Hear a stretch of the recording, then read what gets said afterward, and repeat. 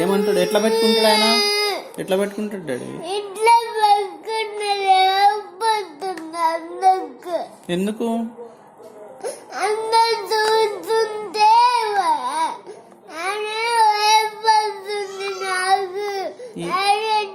ఆయన మీ క్లాస్ లోకి రాడు కదా డాడీ, టీచర్సే వస్తారు కదా.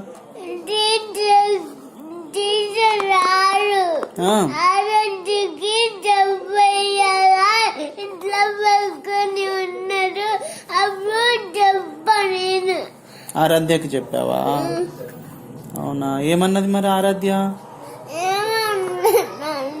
రేపు వెళ్ళు డాడీ. ఏమి అన్నారు? ఓకే వెళ్ళాలి డాడీ.